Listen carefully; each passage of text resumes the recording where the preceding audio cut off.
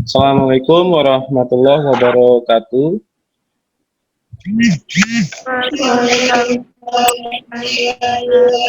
Selamat pagi, salam sejahtera untuk kita semua. Sebelum kita mulai belajar, mari bersama-sama supaya kita mendapatkan berkah dari Allah Subhanahu wa Ta'ala. Mari kita berdoa menurut agama dan kepercayaan masing-masing agar nanti pembelajaran kita, kegiatan kita hari ini bisa berjalan lancar. Berdoa, mulai.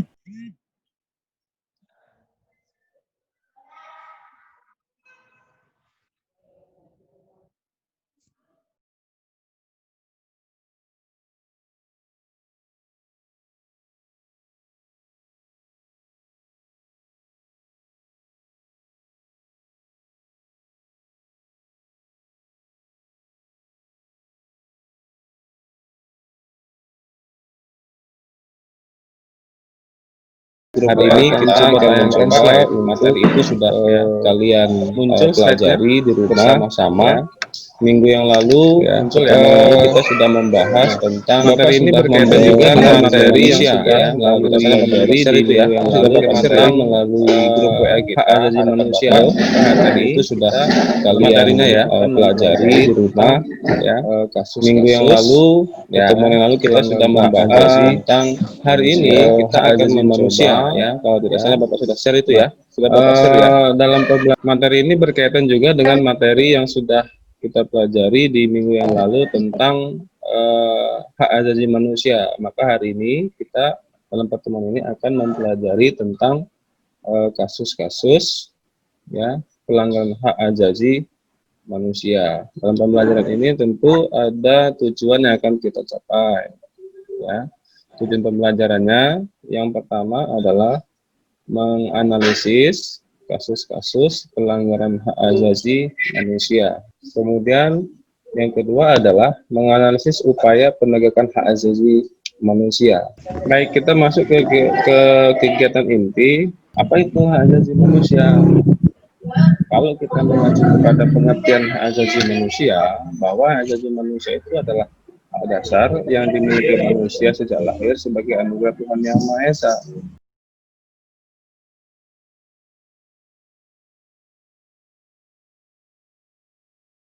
Hak untuk hidup, hak untuk berpendapat, kemudian hak untuk menyatakan pendapat juga boleh, kemudian hak untuk bekerja, pendidikan, kesehatan, dan lain sebagainya. Yang pertama adalah hak asasi pribadi. Ada yang tahu contohnya adalah hak asasi pribadi itu seperti apa? Ada yang tahu contohnya hak asasi pribadi itu seperti apa? Coba Dwi, coba. Berpendapat. Hak untuk berpendapat boleh, baik, benar. Hak berpendapat, ya, hak untuk bekerja dan lain sebagainya. Kemudian yang kedua ada hak asasi ekonomi, misalkan dia mengelola sumber daya alam, kemudian melakukan suatu tindakan yang berkaitan dengan ekonomi, itu hak ekonomi. Hak asasi mendapatkan perlakuan yang sama dari hukum, ya. Tidak, artinya tidak dibeda-bedakan di hadapan hukum. Kemudian hak asasi politik, ya, hak untuk memilih, hak untuk dipilih, ya, hak asasi politik. Kemudian hak asasi sosial dan kebudayaan. Yang terakhir adalah hak untuk mendapatkan perlakuan tata cara peradilan dan perlindungan. Ya. Nah, baik anak sekalian, nanti Bapak coba share video ya. Nanti silakan kalian perhatikan. Nanti setelah itu baru kita bahas lagi ya.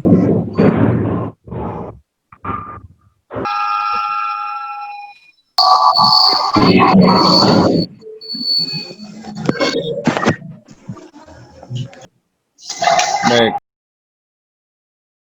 bahan ajar yang sudah Bapak tampilkan tadi. Baik, kita lanjut ya.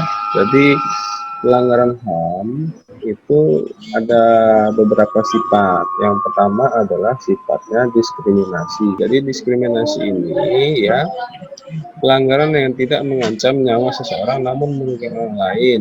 Dikatakan diskriminasi kenapa? Karena diskriminasi ini salah satu cirinya adalah menindas. Kemudian juga melakukan tindakan-tindakan yang dapat merugikan orang lain.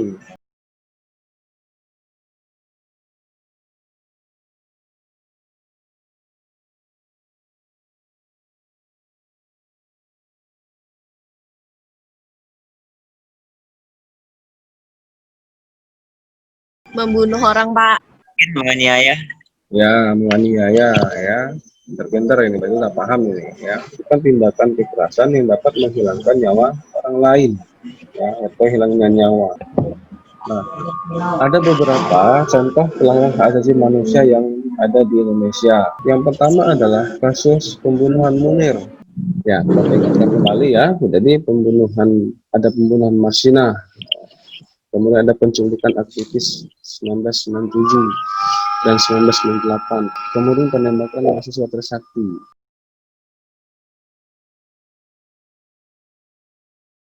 pelanggaran HAM yang dilakukan di situ. Kemudian peristiwa Tanjung Priok ini berkaitan tentang juga demonstrasi, kemudian ada perampokan. Kita lihat di situ ada beberapa penyebab ya. Ada dua faktor. Yang pertama adalah faktor internal, dorongan untuk melakukan pelanggaran HAM yang berasal dari pelaku. Di antaranya adalah sikap egois atau terlalu mementingkan diri sendiri. Ada yang tahu nggak maksudnya apa itu? Mementingkan diri sendiri daripada kepentingan orang lain. Ya, dia lebih mementingkan diri sendiri ya daripada kepentingan orang lain. Jadi semena-mena terhadap orang lain. Kemudian yang kedua adalah rendahnya kesadaran HAM, nggak ngerti tentang HAM. Ya, maka kita penting belajar HAM itu supaya apa? Supaya kita bisa menghargai, menghormati hak asasi orang lain. Yang selanjutnya adalah sikap tidak toleran. Nah, ya, tidak saling menghormati, menghargai ya. Kemudian sikap cuek terhadap sesama teman. Faktor eksternalnya silakan salah satu siswa. Faktor yang di luar dari diri manusia yang mendorong seseorang atau kelompok orang yang melakukan pelanggaran HAM, kekuasaan, ketidaktegasan penegak hukum, penggunaan teknologi, dan kesenjangan sosial dan ekonomi yang tinggi. Baik ya. Kalau penyalahgunaan kekuasaan itu contohnya seperti apa? Siapa yang bisa ngasih contoh kira-kira? DPR Pak, DPR. Ya, DPR gimana DPR? Kenapa DPR? Korupsi. Korupsi. Ya. Apalagi selain korupsi. Baik, yang selanjutnya adalah penyalahgunaan teknologi. Kalau penyalahgunaan teknologi bagaimana ini? Sinyal mungkin saya kira-kira. Selanjutnya nanti Bapak akan share materi di grup ya, nanti akan Bapak share di grup materinya. Nanti silakan kalian baca-baca di rumah, termasuk juga dengan selanjutnya nanti Bapak akan share materi di grup. Nanti silakan kalian baca-baca di rumah, termasuk juga dengan link podcast ya. Nanti silakan kalian isi setelah materi pembelajaran ini kita tutup ya. Kasus-kasus ini silakan nanti kalian cari materinya di beberapa referensi yang ada di internet juga boleh, di buku juga boleh. Nah, penting kita mengetahui tentang kasus pelanggaran ini apa, karena supaya kita untuk bisa menjaga diri supaya nanti internet juga boleh, di buku juga boleh. Nah, penting kita mengetahui tentang kasus pelanggaran ini apa, karena supaya kita untuk bisa menjaga diri supaya nanti dalam kehidupan kita sehari-hari ya, kita tahu, kita bisa mengklasifikasikan mana yang menjadi pelanggaran HAM berat, mana yang menjadi pelanggaran HAM ringan, sehingga nanti dalam kehidupan sehari-hari kita itu bisa berjalan dengan baik.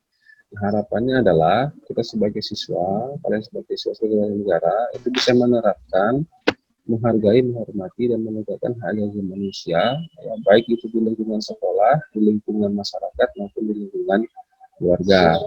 Ya, saya pikir hari ini cukup sekian untuk pengantar materinya. Nanti materi selanjutnya silakan kalian pelajari sendiri di materi yang sudah Bapak bagi, termasuk juga di buku elektronik yang sudah Bapak bagi di Google Classroom. Ya, nah itu tolong dibaca-baca bab 1 bab 2-nya supaya nanti kalian punya referensi untuk belajar materi selanjutnya, khususnya untuk menyiapkan diri untuk ujian semesternya nanti.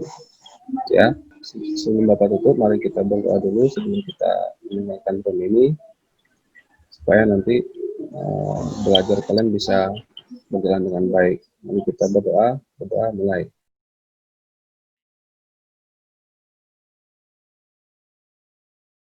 Berdoa selesai. Bapak akhiri. Assalamualaikum warahmatullahi wabarakatuh. Waalaikumsalam warahmatullahi wabarakatuh.